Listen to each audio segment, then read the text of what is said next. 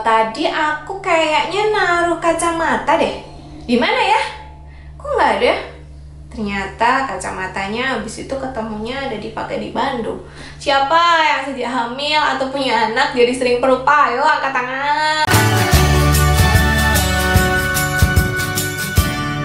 Halo, selamat datang di Kriwi Life. Ngobrolin kesehatan bareng aku, Oni Kristi. Hari ini kita mau ngomongin pregnancy brain, atau sebenarnya itu istilah keren dari pelupa saat kehamil gitu. Jadi ada beberapa ibu yang menyadari gitu ketika dia hamil itu dia susah banget buat fokus dan pelupa gitu. Habis naruh apa, manasin sayur, jadi gosong dan sebagainya. Dan itu istilahnya adalah pregnancy brain, dan konon itu adalah suatu hal yang normal dan wajar. Hari ini kita akan cerita-cerita soal itu. Silahkan klik dulu tombol subscribe-nya dan nyalakan lonceng notifikasi supaya kamu gak ketinggalan kalau besok aku upload video seputar kesehatan ibu dan anak. Pregnancy brain itu ternyata adalah sesuatu hal yang wajar dan normal terjadi saat hamil. Bahkan memang setelah diteliti, kehamilan itu ngaruh ke otak. Beberapa penyebabnya adalah bisa karena hormonal, bisa karena kita itu kurang istirahat, misalnya malam kita kurang tidur, siangnya harus beraktivitas lagi, itu kurang tidur, jadinya akhirnya kita gagal fokus. Dan memang berdasarkan penelitian di trimester 3, volume otak kita itu berkurang ya, walaupun nggak berkurang banyak jadi kurang straight, tapi tetap berkurang gitu loh. Jadi itu juga berpengaruh terhadap fokus dan cara berpikir kita. Mungkin itu sebenarnya tujuannya supaya kita tidak terlalu mengingat-ingat pain atau rasa tidak nyaman ketika hamil besar atau persalinan nanti ya. Tapi bagi sebagian orang mungkin itu sangat mengganggu karena rasanya kita kok kayak udah pikun, terus mungkin manasin sayur ditinggal ngapain gitu, lupa, akhirnya gosong. Ya kalau gosong doang, kalau meleduk gimana? Nah, tapi karena ini normal dalam kehamilan, jadi yang bisa kita lakukan adalah mengantisipasi supaya kepikunan sementara ini tidak mengganggu atau berakibat fatal pada aktivitas sehari-hari. Nah, karena ini juga normal, jadi sebenarnya nanti ketika kita sudah selesai hamil atau sudah melahirkan dan anaknya sudah gede nih, nah itu biasanya ya hilang sih, jadi kita bisa kembali fokus lagi. Apa saja yang bisa kita lakukan untuk berjaga-jaga supaya pregnancy brain ini tidak menyebabkan bencana di rumah kita? Yang pertama adalah relax bunda. Relax, karena ini memang hal yang wajar dan normal terjadi dalam kehamilan.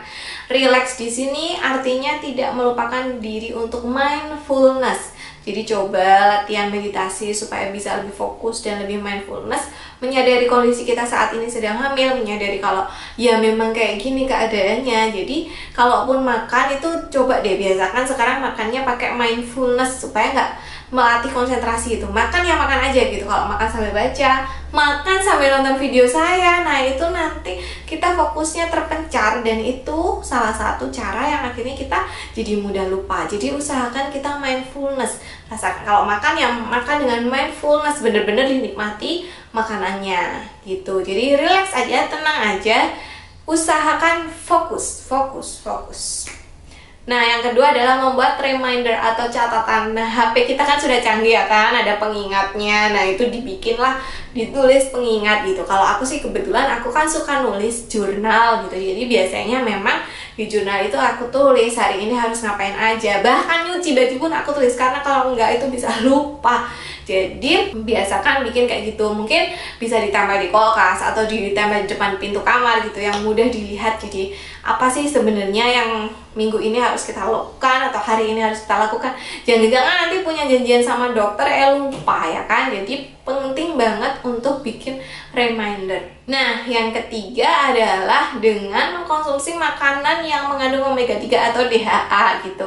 Ada beberapa suplemen kehamilan yang memang sudah terkandung DHA di dalamnya, tapi ada juga yang belum. Kalau misalnya belum, silahkan konsumsi banyak makanan-makanan laut kayak ikan, udang, itu banyak mengandung omega 3 dan DHA. Yang penting dimasaknya sampai benar-benar matang, nggak boleh kalau setengah matang kita makan.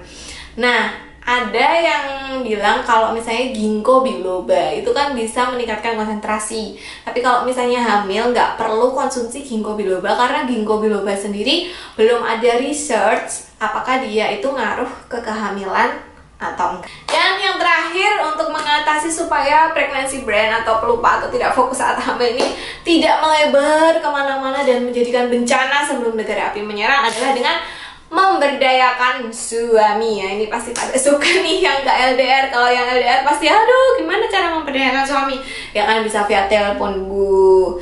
Jadi berdayakan suami supaya menjadi reminder hidup gitu ya, atau misalnya untuk membantu-bantu pekerjaan rumah lah. Kalau kita manasin sayur sering lupa, ya udahlah suami aja yang manasin sayur atau malah dia yang beliin makan, kita jadi nggak perlu masak gitu.